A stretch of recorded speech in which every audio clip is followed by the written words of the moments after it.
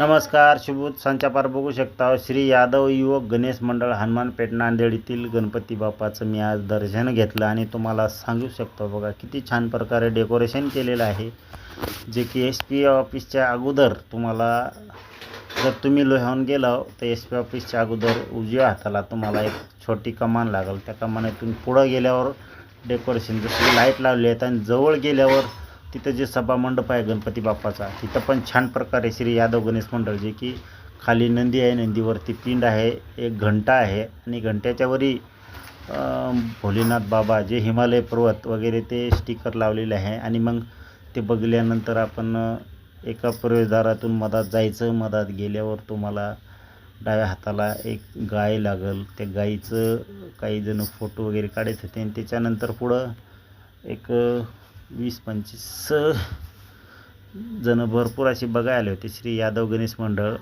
असं ह्या गणपती बाप्पाचं नाव आहे. नांदेडचा राजा याला पण म्हणतात. आणि खूप छान आणि आकर्षित अशी गणपती बाप्पाची मूर्ती होती आणि डेकोरेशन बघून तर इतकं मन प्रसन्न झालं की तुम्हाला सांगू शकतो. तुम्ही गेला तर उद्या बघा, खाली 2 साईडला पाकोळ्या, लाईटच्या पाकोळ्या लावल्या होत्या आणि वरती आहे ते वेगवेगळ्या प्रकारचं डेकोरेशन केलं होतं. जसं की आपल्या वडाच्या झाडाच्या मुळे असतात त्या टाईपचं वेले वगैरे केले होते.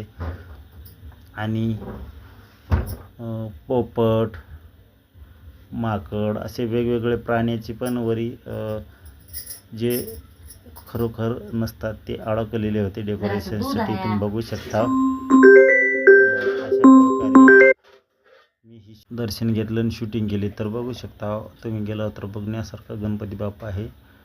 एका हातामध्ये कमळाचं फूल आहे वेगवेगळ्या रूपामध्ये आणि पाठीमागं पण छान डेकोरेशन वगैरे केलेलं आहे. वरती लाईट लावलेली आहे छान आणि जो प्रवेश कराल तिथं पण लावलेले आहेत.